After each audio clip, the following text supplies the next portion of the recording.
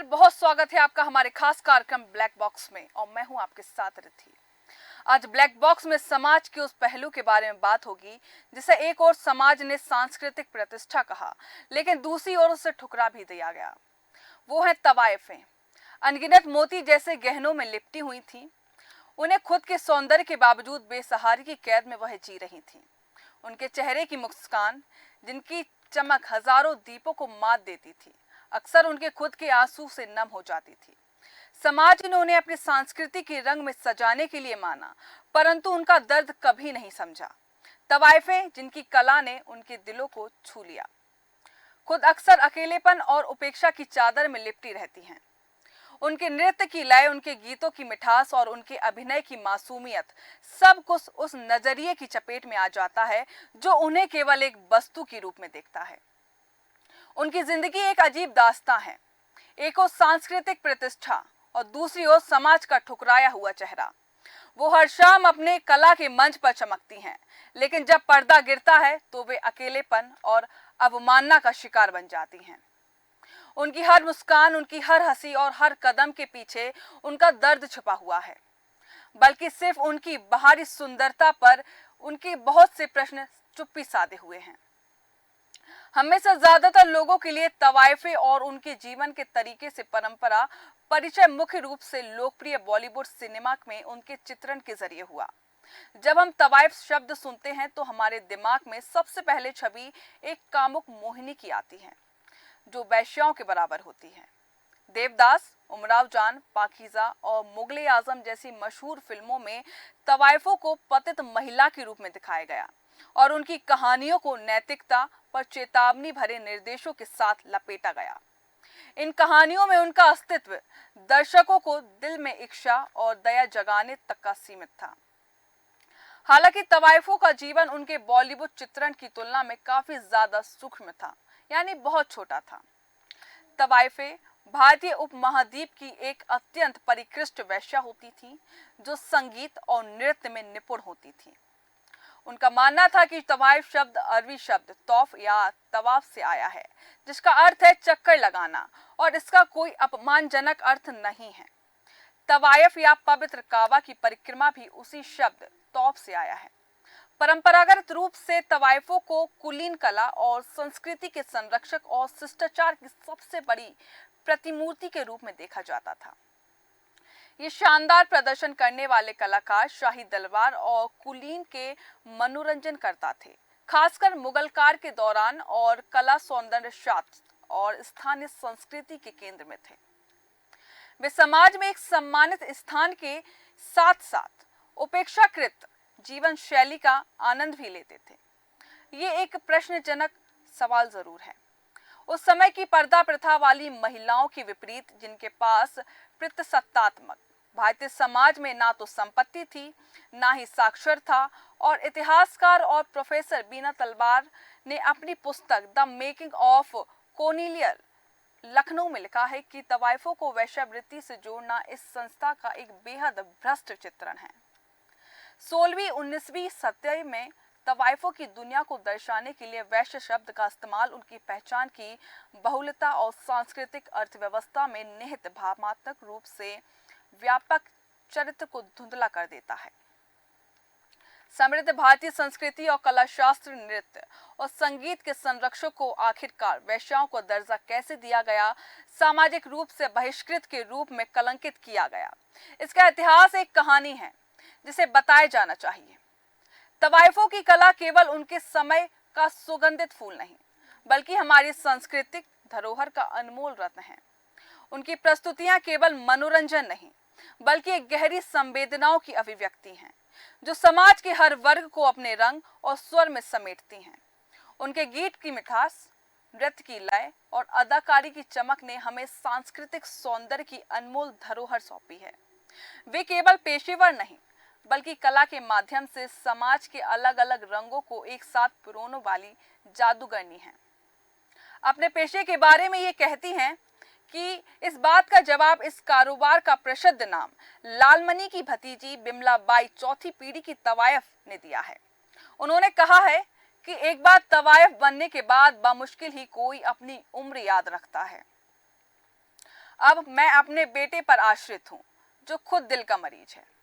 यहाँ उन्होंने अधिकांश दवाएं आर्थिक तंगी से गुजर रही हैं, उन्होंने ये बात कही है। उन्होंने कहा कि अगर हम अपने बच्चों को पढ़ा लिखा कर उक्त कारोबार से अलग नौकरी कराने की सलाह ना दें तो निश्चित ही भूखे मरने के अलावा उनके पास कोई विकल्प नहीं रहेगा। मुजरे की संस्कृति पूरी तरह मर चुकी है, ऐसा उनका कहना है। फैजाबाद में जन्मी तथा लखनऊ में प्रशिक्षित 47 वर्षीय बिमलाबाई याद करती हुई बताती हैं कि मैंने व्यावसायिक नृत्य के रूप में 6 वर्ष तक प्रशिक्षण लिया था। सुबह 10 बजे से संगीत और नृत्य का रियाज शाम तक चलता था। शिक्षा में उर्दू का ज्ञान जरूरी था ताकि गालिब और रूमी की शायरी समझी जा सके। अमीनाबाई बताती हैं कि मैंने मुजरे की शुरुआत 18 वर्ष की उम्र में की थी। हालांकि मुझे आज भी कुलीन परिवारों की शादी और अन्य कार्यक्रमों में सम्मान सहित बुलाया जाता है, लेकिन ब्रिटिश राज के पतन और जमींदारी उन्मूलन के साथ ही मुजरे में गिरावट आना शुरू हो गई, ऐसा उनका कहना है। मध्यम वर्ग के उदय ने तवाइफों को नैतिक स्तर पर काफी हद तक प्रताड़ित किया है। वे इन्हें वैश्य समझते हैं। अब तवाइफों का जीवन अनिश्चित प्रेम की उलझनों में भटक रहा है, जबकि बॉलीवुड की मशहूर कलाकार नरगिस दत्त और शायरा बानो की मां भी जानी मानी तवाइफ थी, लेकिन अब इस व्यवसाय में कुछ नहीं बचा है। इस कला का दिन प्रतिदिन हास्य हो रहा है, लेकिन यह हमारे जीवन का हिस्सा है। नुकसान अकेले वित्तीय नहीं, परंपरा भी लुप्त हो रही है। कोलकाता में भी मुजरे की निशानियां मिली हैं। जी हाँ, मध्य कोलकाता के बाऊ बाजार निवासी 42 वर्षीय तवायफ रजनी ने महफिल में प्रस्तुति देने के लिए सब कुछ समय अनुसार निपटाती हैं। उनका कहना है कि दर्शकों की मांग पूरी करना आसान नहीं है। जैसे छम्मक गल्लो गाने जैसे हारमोनियम पर तबले पर कैसे गा सकते हैं। उनका कहना है कि अगर करीना कपूर इसमें से हटा दी जाए तो इस गाने में क्या है। वह अपना बचपन याद करते हुए बताती हैं कि कोई कारोबारी अपने बच्चों को मेरी माँ के पास तहजीब सीखने के लिए भेजते थे। माँ हमें अनारकली वस्त्रों में सजाती तथा महफिल के समय शांत रहने की हिदायत देती थी। उनकी प्रदर्शन सूची में जगजीत सिंह, मेहंदी हसन की गजलें थीं। आज हमारे पास ज्यादातर चुनाव नहीं है। अधिकतर बॉलीवुड गानों की फरमाइश आती है। दिल चीज क्या है से लेकर अजीब अजीब गानों की फरमाइश आती है, ऐसा उनका कहना है। इस क्षेत्र में शीतल नम की तवाइफ अपनी 20 की उम्र को याद ताजा करते हुए बताती हैं कि जैसे आज फिल्मों में दिखाया जाता है उसी तर्ज पर तब बड़े से हॉल में मुजरा होता था। हाल ही की चटकली फिल्म वाली दीवार पर बड़े बड़े आईने लगे होते थे। फॉल सीलिंग पर खूबसूरत झूमर लटके होते थे। मुजरा कलाकार महंगे परिधान और स्वर्ण आभूषण पहनकर मुजरा करती थी। ये सब कुछ अतीत की बातें हैं। उनका कहना अब ये है कि अब हम 10 बाई 10 के कमरे में रहते हैं और हमारी ये मजबूरी है कि हमें उसमें रहना पड़ता है। उन्होंने कहा कि मैं लहंगा पहनती हूँ, जबकि अन्य कलाकार भारतीय कपड़े भी नहीं पहनते। उन्होंने कहा यह कह पाना बहुत मुश्किल है कि कल क्या होगा।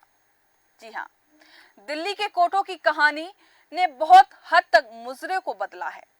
दिल्ली की कोठों पर 20वीं सदी से 80वीं दशक तक गुजरे पर शानो शक्त के साथ जारी थे, लेकिन धीरे धीरे मुजरे का स्थान डिस्को क्लब में होने वाले कैबरे डांस ने ले लिया।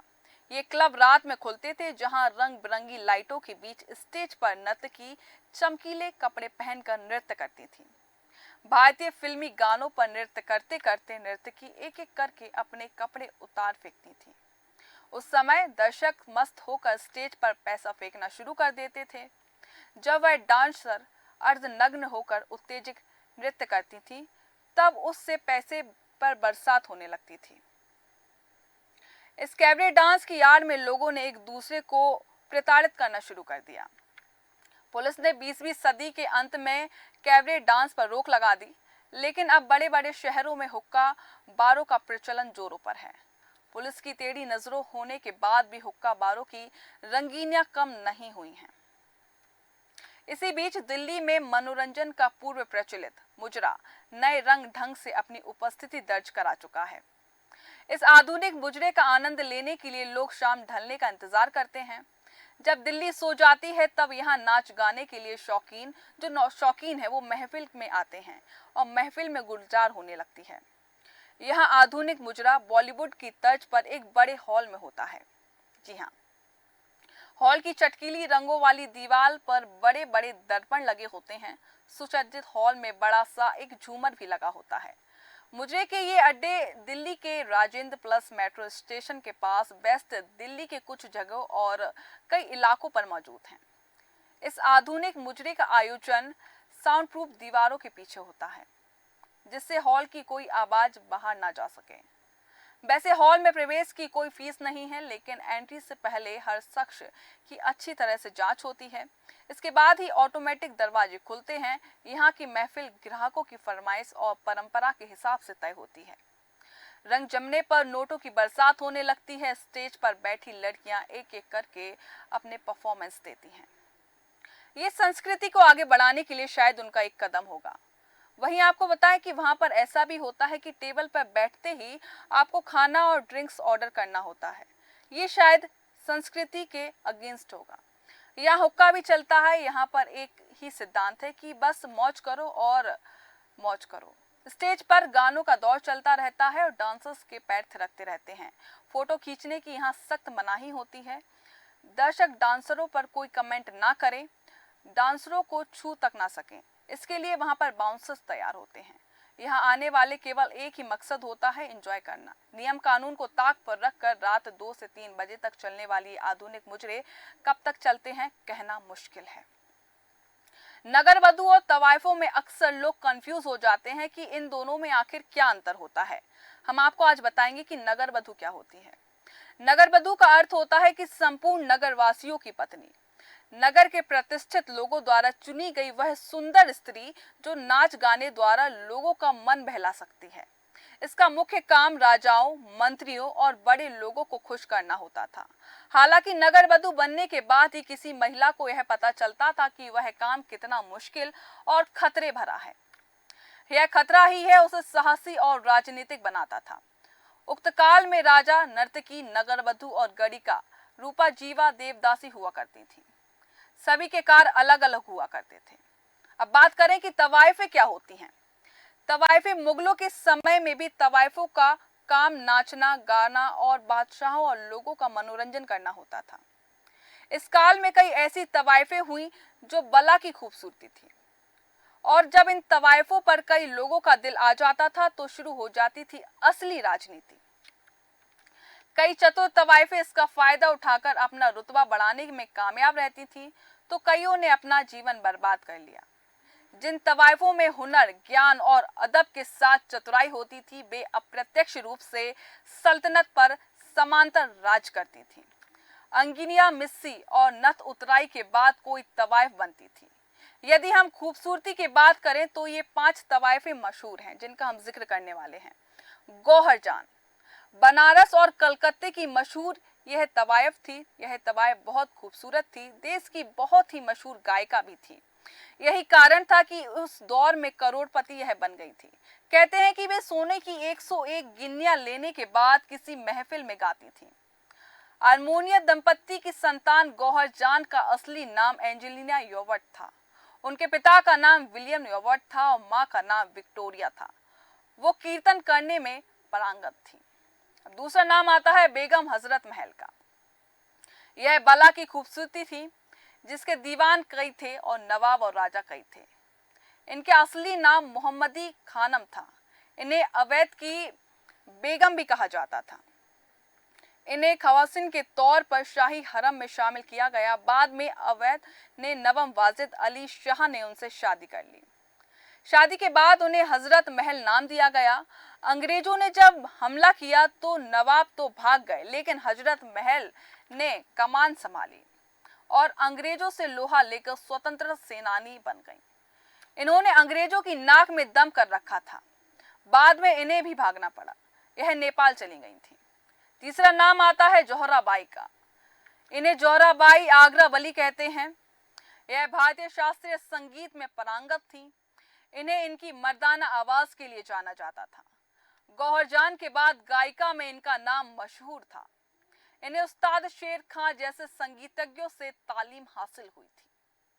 चौथा नाम आता है रसूलन बाई का। यह भी बेहद खूबसूरत थी। बनारस घराने की इस महान गायिका का जन्म 1902 में गरीब परिवार में हुआ था। अपनी मां और उस्ताद शमू खान से तालीम हासिल करके यह मशहूर हो गई थी। रसूलन बाई वो कलाकार हैं जिनका जिक्र उस्ताद बिस्मिल्लाह खां बेहद आदर के साथ करते थे। इन्हें ईश्वरीय आवाज कहा करते थे। पांचवा नाम आता है जहन बाई का। यह एक संगीतज्ञ भी थी। जहन बाई का जन्म 1892 में हुआ था। संगीत की दुनिया में इनका नाम बहुत ही ज्यादा फेमस था। ये फिल्म एक्ट्रेस नरगिस की मां और संजय दत्त की नानी थी। गायिका, म्यूजिक और कंपोजर, अभिनेत्री और फिल्म मेकर जैसे अलग अलग हुनर में यह माहिर थी। वो भारतीय फिल्म इंडस्ट्री की पहली महिला संगीत निर्देशक भी बनी थी। छठा नाम आता है दिलरुबा जान। लखनऊ की दिलरुबा जान भी लोगों के बीच बहुत फेमस थी। इन्होंने मेयर का चुनाव भी लड़ा था। दिलरुबा जान जब चुनाव प्रचार के लिए निकलती थी तो उनके पीछे सैकड़ों की भीड़ चलती थी। हालांकि जब वो चुनाव हार गई थी तो उनके कोठे की रौनक भी चली गई थी। सातवां नाम आता है तन्नो बाई का। 1920 के आसपास पटना शहर के गढ़हट्टा से होकर चमोड़िया मोहल्ले तक तवायफों के कोठे होते थे। गढ़हट्टा के इसी इलाके की एक तवायफ तन्नो बाई को मुजरे की रानी कहा जाता था। अमीरों और रईसों की महफिल की जान तन्नो बाई का एक पुजारी पर आ गया था। चौड़ी की गली में एक छोटा सा वैष्णव मंदिर था जिसके पुजारी धरीश्वर तिवारी बहुत प्रतिष्ठित थे, लेकिन संगीत के प्रेमी थे। तो आपने अभी सारी तवायफों के बारे में जाना कि वह कितनी खूबसूरत थी और उन्होंने क्या क्या उपलब्धि हासिल की है। तो जरूरी नहीं है कि तवायफ हैं तो उन पर प्रश्न चिन्ह ही खड़ा हो। तवायफों की हवा में गूंजते उनके गीत और उनके नृत्य की बेमिसाल चालें समाज को बस एक अद्भुत दृश्य की तरह दिखती हैं, लेकिन इन सब के पीछे छुपी है एक दिल की गहराई जो कभी पूरी तरह से समझी नहीं जा सकती। उनकी हर अदायगी में छुपा है एक इतिहास, एक संघर्ष, एक छुपा हुआ सवाल। वो ये सवाल है कि क्या कभी उन्हें भी मानवीय स्नेह और स्वीकृति का हक मिलेगा जो बाकी सबको मिलता है। तवायफें एक भव्य जीवन जीती हैं, लेकिन अक्सर उस भव्यता की चादर के नीचे एक गहरा और अकेलापन छुपा रहता है। वे समाज की नजरों में सिर्फ कला का प्रतीक हैं, जबकि उनके खुद के जीवन में बेसहारापन की कहानियां बहुत छुपी हुई हैं। इस तरह की बेराजगी में उनका आत्म संस्कार और कला की निपुणता हमेशा चमकती रहती है, एक प्रेरणा और चुनौती के रूप में। अब ये समाज का पक्ष है कि वह किस रूप में उन्हें देखना चाहता है। फिलहाल ब्लैक बॉक्स में बस इतना ही। जुड़े रहिए देश न्यूज के साथ। नमस्कार।